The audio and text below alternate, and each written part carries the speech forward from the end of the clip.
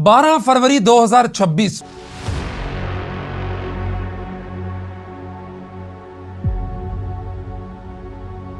15 साल की तवील आमरीयत के बाद बांग्लादेश की आवाम के लिए जमहूरियत का सूरज तुलू हुआ और इस दिन बांग्लादेश की आवाम ने हकीकी मानों में अपने वोटों से मुंतखब क़यादत को आज़ादाना तरीके से मुंतखब करते हुए पार्लियामेंट के ऐवानों तक पहुंचाया है। जी हाँ नाज़रीन, 12 फरवरी के इलेक्शन नताइज का ऐलान हो चुका है और बांग्लादेश की आवाम ने एतमाद का इजहार किया है BNP के ऊपर। BNP बांग्लादेश नेशनल पार्टी, जिसके सरबराह तारिक रहमान थे, जो खालिदा जिया के बेटे थे और पिछले 17 साल से लंदन के अंदर जिलावतनी काट रहे थे, जिन पे 2008-9 के अंदर हसीना वाजिद की हुकूमत ने एक बम धमाके का मुकदमा दर्ज किया था और उनके जाने के बाद फिर पीछे से काफी सारे मुकदमा दर्ज करते हुए उनको सजाओं का सिलसिला शुरू कर रखा था और वो खुद साख्ता जिला वतनी काट रहे थे लंदन में। वो इस इलेक्शनों से चंद दिन पहले वापिस आए और उनकी क़यादत में BNP ने बांग्लादेश के हालिया आम इंतखाबात का मैदान मार लिया है और 300 में से 212 सीटें लेकर 2/3 अक्सरियत हासिल कर ली है। उसके बाद जो दूसरी बड़ी पार्टी बांग्लादेश के अंदर उभर कर सामने आई है वो बांग्लादेश की जमाते इस्लामी है, जिन्होंने अपने इत्तेहादियों समेत 77 सीटों पर कामयाबी हासिल की है, जिनके सरबराह शफीकुर रहमान साहब थे। और यह बांग्लादेश की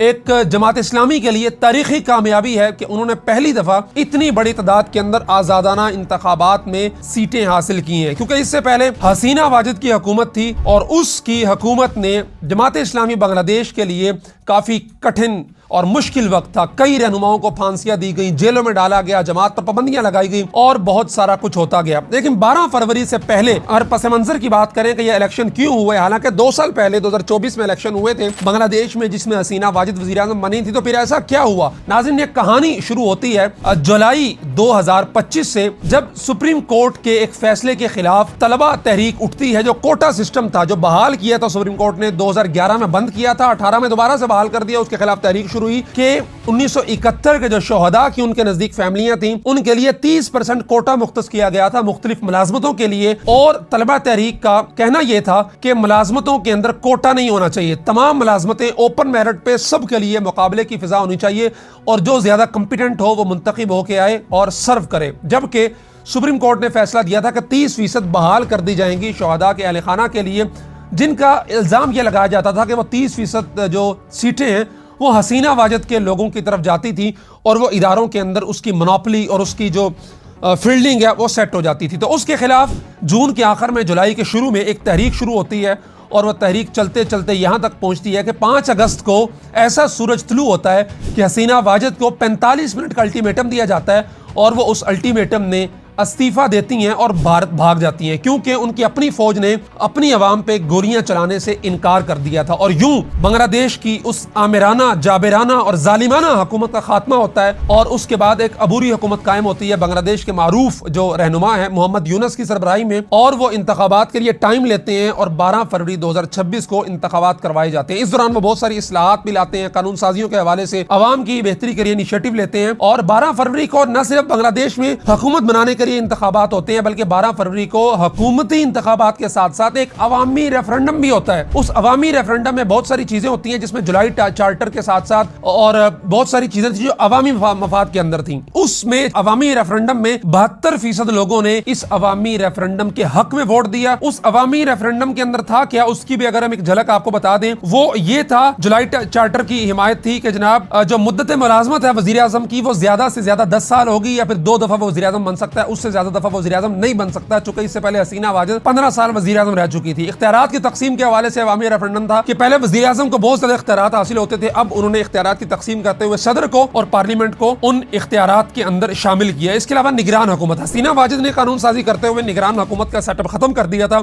और खुद ही इंतखाबात करवाती थी और खुद ही जीत जाती थी। अब इस अवामी रेफरेंडम में दोबारा से इन्होंने हर इलेक्शन को निगरान हुकूमत के तहत करवाने का जो अवामी रेफरेंडम है वो मंजूर कर लिया। इसके अलावा जो 5 अगस्त से पहले जो लोग शहीद हुए थे इस तलबा तहरीक के दौरान, उनके अहले खाना को एजाज, इकराम, उनको कंपनसेशन जो भी हो सकता है वो सारी चीजें शामिल थी। और BNP जो जीती है वो इस अवामी रेफरेंडम के तहत पाबंद होगी कि वो बांग्लादेश के अंदर इस आईनी जो जुलाई चार्टर हो या फिर दीगर चीजें उसके तहत कानून साजी करते हुए इनको इंप्लीमेंट करे। अब मंजरनामा बांग्लादेश का बड़े वाजे हो चुका है कि बीएनपी ने 212 वोटों के साथ अक्सरियत और 4.2 करोड़ वोट हासिल किए हैं। जमात इस्लामी ने 2.2 करोड़ तकरीबन वोट हासिल किए हैं और इसके अलावा जो आजाद उम्मीदवार और दीगर जमातें थी उन्होंने सिर्फ 10 सीटें हासिल की हैं। और उसके अंदर भी जो नौजवानों की पार्टी थी जिसको जेन जी की पार्टी कहा जाता है उसको बांग्लादेश के लोगों ने बुरे तरीके से मुस्तरद किया है और सिर्फ 6 सीटें उनको दी हैं। अब सूरत-ए-हाल ये है कि हसीना वाजिद के भाग जाने के बाद नवंबर में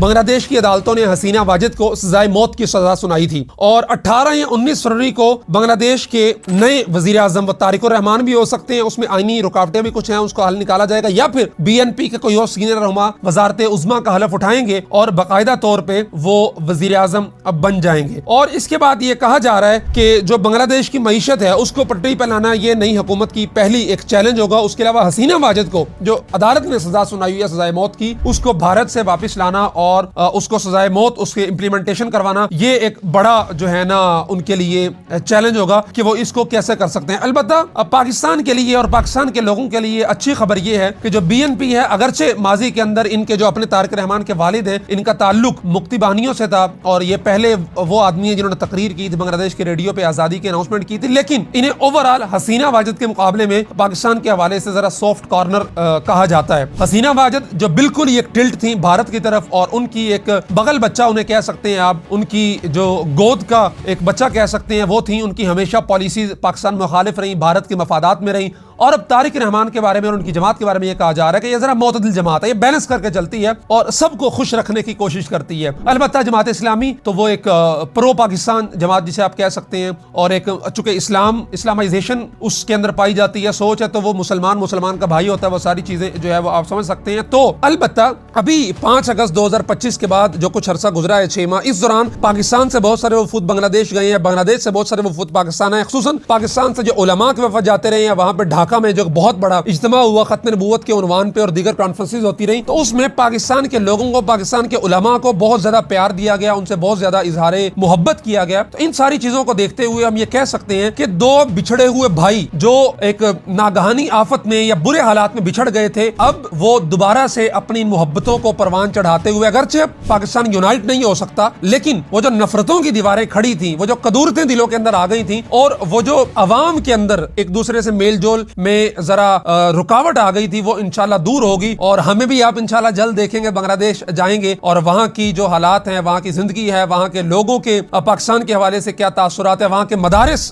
किस तरह काम करते हैं, वहां के स्कूल कॉलेज यूनिवर्सिटीज, वो इंशाल्लाह आप हज़रात के सामने रखेंगे। तो बांग्लादेश के अवाम के लिए बहुत सारी नेक तमन्नाएं, नेक ख्वाहिशात, एक पहली दफा एक आजादाना राय का इजहार करने का उनको मौका मिले और 60% टर्नआउट रहा इंतखाबात का। एक बड़ी अहम बात यह है कि 60% लोग घरों से निकले हैं, उन्होंने वोट किया है और अवाम ने अपनी हुकूमत को मुंतखब करने के लिए भरपूर दिलचस्पी का जो है वो मुजाहरा किया है। और अब देखना यह है कि जो नई हुकूमत आती है वो भी अवाम की जो तवक्कुआत हैं, जिन मकासद को लेकर उन्होंने इतनी बड़ी तहरीक चलाई थी और 1000 से ऊपर लोगों ने जामे शहादत नोश किया था एक किस्म का इस तहरीक में, इस जदोजहद में, तो उनकी जो शहादतें थी, उनकी जो जिंदगी की बाजी हार गए वो लोग जो, तो ये जो हुकूमतें आने वाली ये उनके खून को रायगा जाने देंगी या फिर उनके खून का कुछ ना कुछ वो क्या कहते हैं मोल डालेंगी और अवामी मफादात के अंदर ऐसी कानून साजी करेंगे जिससे अवाम की जिंदगी बेहतर होंगी और बांग्लादेश के जो अवाम चाहते हैं सही मानों में उस तरह के फैसले वो करेंगे। जज़ाकुमुल्लाहु खैरा।